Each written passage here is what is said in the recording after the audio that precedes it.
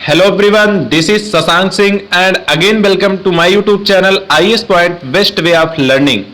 Friends, जैसा कि हम लोग इस समय अध्ययन कर रहे हैं NCERT class 10th economics chapter number 2 भारतीय अर्थव्यवस्था के क्षेत्रक। कल मैंने आपको भारतीय अर्थव्यवस्था के क्षेत्रक कितने हैं और उन क्षेत्रकों का काम क्या क्या है, क्षेत्रक एक दूसरे से कैसे इंटरकनेक्टेड हैं, उन सभी विषय के बारे में एक बेसिक इंट्रोडक्शन दिया था। क्योंकि कोई भी अध्याय अगर हम पढ़ने चल रहे हैं तो उसके बारे में इंट्रोडक्शन की बहुत बड़ी आवश्यकता होती है। आज आइए जानेंगे तीनों क्षेत्रकों की तुलना, कंपैरिजन करेंगे एक दूसरे क्षेत्र का। So friends, let us start. प्राथमिक, द्वितीयक एवं तृतीयक क्षेत्रक के विविध उत्पादन कार्यों से काफी अधिक मात्रा में वस्तुओं और सेवाओं का उत्पादन होता है। जैसा कि मैंने बताया ही था कि प्राथमिक क्षेत्र जो होता है वह द्वितीयक क्षेत्र को कच्चा माल प्रोवाइड कराता है और द्वितीयक क्षेत्र उसको इंडस्ट्री में मैन्युफैक्चर करता है। और तृतीयक क्षेत्र क्या होता है? प्राथमिक और द्वितीयक क्षेत्र के वृद्धि में, विकास में परस्पर सहभागिता निभाता है, सहयोग करता है। वही यहां बताया जा रहा है कि प्राथमिक, द्वितीयक एवं तृतीयक क्षेत्र के विविध उत्पादन कार्यों से काफी अधिक मात्रा में वस्तुओं और सेवाओं का उत्पादन होता है। क्योंकि तृतीयक क्षेत्र जो होता है यह सर्विस प्रोवाइड करता है, बाकी प्राथमिक और द्वितीयक से वस्तुओं का उत्पादन होता है। साथ ही इन क्षेत्रकों में काफी अधिक संख्या में लोग वस्तुओं और सेवाओं के उत्पादन के लिए काम करते हैं। अब ये वास्तविकता है कि जब काम करना होगा, हमको कोई माल कच्चा तैयार हुआ और उसको मैन्युफैक्चर करना है, किसी इंडस्ट्री में जाएगा, कारखाने में जाएगा, तो उसके लिए क्या अपने आप तो मैन्युफैक्चर हो नहीं जाएगा। तो मैन्युफैक्चर के लिए मैन पावर की भी जरूरत पड़ेगी, यानी कि आदमी की भी जरूरत पड़ेगी। तो इससे क्या हुआ? आदमी को भी रोजगार मिला। जो लोग बेरोजगार बैठे थे उनको रोजगार का सृजन हुआ, उनको धन का अर्जन होने लगा। तो इससे क्या हुआ कि गरीबी को भी धीरे धीरे, यदि अगर ये तीनों काम बराबर करते रहे, प्राथमिक, द्वितीयक और तृतीयक क्षेत्र एक दूसरे से इंटरकनेक्टेड रहे, तो बेरोजगारी भी एक हद तक कंट्रोल में रहती है। क्योंकि हम वस्तुओं और सेवाओं का उत्पादन करेंगे या वस्तुएं और सेवाएं प्रोवाइड कराएंगे पब्लिक को, तो उसके लिए हमको मैन पावर की जरूरत तो पड़ेगी ही ना। तो मैन पावर के जो भी वर्क करेगा, काम के बदले दाम, जैसा कि हमने सुना है, तो उसको हम कुछ ना कुछ पैसा तो देते ही हैं।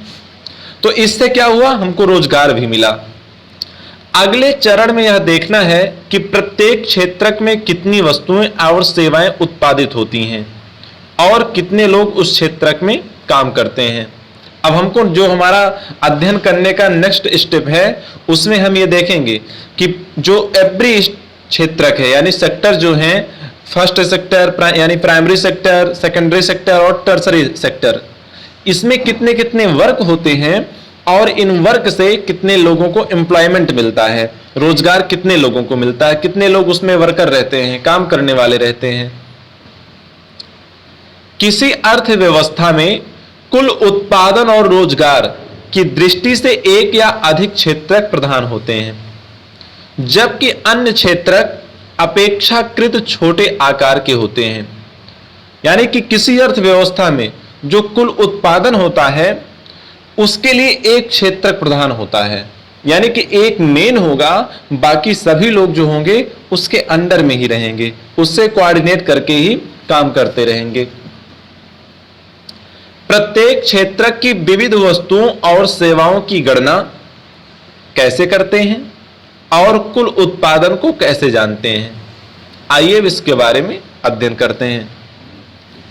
आप सोचते होंगे कि हजारों की संख्या में उत्पादित वस्तुओं और सेवाओं की गणना करना असंभव कार्य है, क्योंकि जो इंडस्ट्रियल एरिया है या जो इंडस्ट्री होगी जहां कोई किसी भी सामान का मैन्युफैक्चर होगा, कोई भी वस्तु का, तो वहां तो सिर्फ एक वस्तु होगी नहीं, क्योंकि कोई भी बिजनेसमैन होगा तो वह मल्टीपर्पज होना चाहता है कि अगर एक वस्तु की बिक्री कम है तो मेरी दूसरी वस्तु की बिक्री अधिक अगर रहेगी तो उससे हमारा क्या होगा कि मेंटेन होता चलेगा बिजनेस। तो अनेकानेक वस्तुएं होती हैं और अनेक सर्विस प्रोवाइड होती हैं। जैसे टर्सरी सेक्टर में मैंने बताया था कि इसका मुख्य उद्देश्य यह है कि सर्विस प्रोवाइडर यानी सेवाएं प्रदान करना। अब सेवाएं में क्या हुआ, डिलीवरी भी हो गया, टेलीफोन भी हो गया, दर्जी भी आ गए, डॉक्टर्स भी आ गए, तो ये सब क्या है, सेवाएं दे रहे हैं। तो कोई एक तो है नहीं, यही जो डिफरेंट डिफरेंट हैं इनकी हम काउंटिंग कैसे करें, इनकी हम गणना कैसे करें, यही हमको जानना है। आइए आगे जानते हैं। यह न केवल बृहद कार्य है बल्कि आप आश्चर्यचकित भी होंगे कि हम कारों और कंप्यूटरों, कीलों और फर्नीचरों की संख्या का योगफल कैसे कर सकते हैं। यह अत्यंत वेतुकी बात है। बृहद मतलब होता है बड़ा, यानी कि यह एक बहुत बड़ा कार्य ही नहीं है, अपेक्षाकृत यह एस्टोनिश्ड कर देने वाला कार्य है, सरप्राइज करने वाला कार्य है। कैसे? क्योंकि अब एक तो कार है नहीं, एक कंप्यूटर है नहीं, पता नहीं कितनी फैक्ट्रियां हैं, पता नहीं कितने कंप्यूटर्स हैं, पता नहीं कितने फर्नीचर बनाने वाले हैं, और पता नहीं कितने मैन्युफैक्चरर्स भी हो गए हैं। फर्नीचर बनाने में जो उसकी कील्स यूज होती हैं वो पता नहीं कितनी हो गई हैं। तो यह सब करना एक आसान काम नहीं है। आप बिल्कुल यही सोचते हैं। इस समस्या के समाधान के लिए अर्थशास्त्रियों का सुझाव है कि वस्तुओं और सेवाओं की वास्तविक संख्याओं का योग करने के स्थान पर उनके मूल्य का उपयोग किया जाना चाहिए। यानी यहां पर जो इकोनॉमिस्ट हैं, अर्थशास्त्री जो हैं, उनका यह कहना है कि हम किसी भी वस्तु का और सेवा का, वस्तुओं और सेवाओं की काउंटिंग ना करके हम यहां उनके मूल्यों का उपयोग करेंगे काउंटिंग करने के लिए।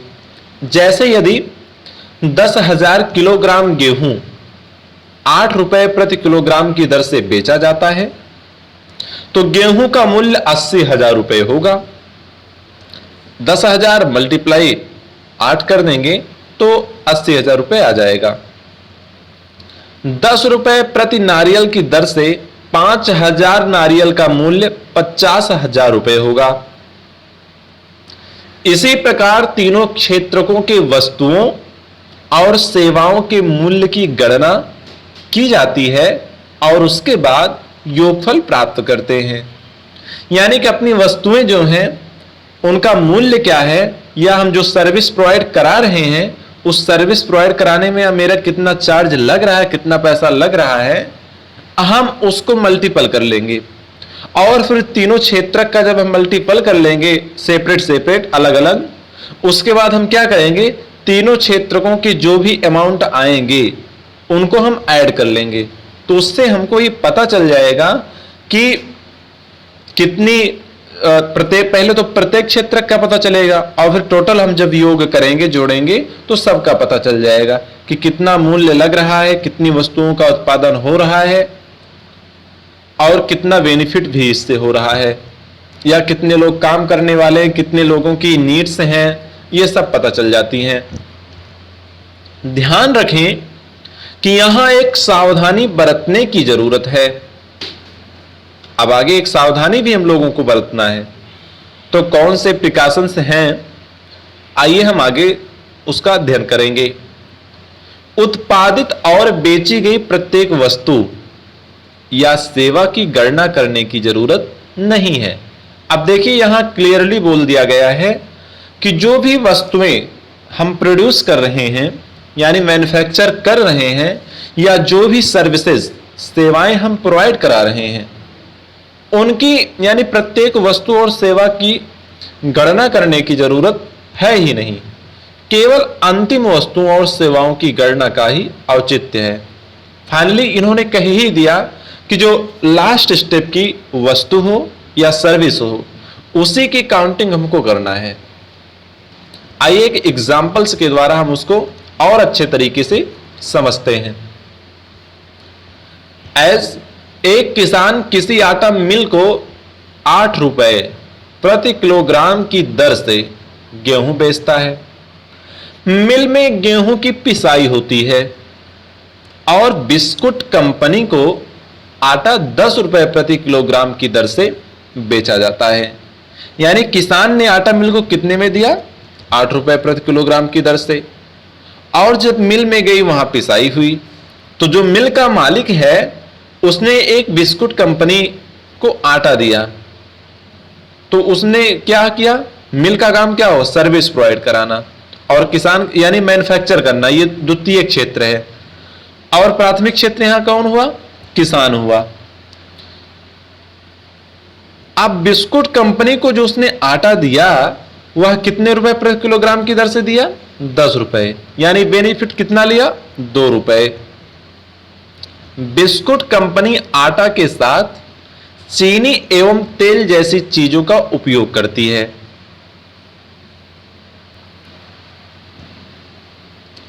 और बिस्कुट के 4 पैकेट बनाती है। वह बाजार में उपभोक्ताओं को 60 रुपए में 15 रुपए प्रति पैकेट बिस्कुट बेचती है। अतः बिस्कुट ही अंतिम उत्पाद है, अर्थात वह वस्तु जो उपभोक्ताओं तक पहुंचती है।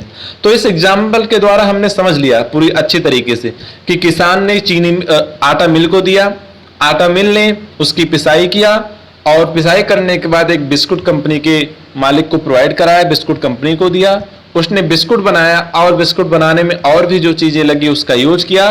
फाइनली उसने क्या किया कि उसी बिस्कुट को जब मार्केट में लॉन्च किया तो वह बिस्कुट 60 रुपए के हिसाब से दिया, 15 रुपए प्रति पैकेट।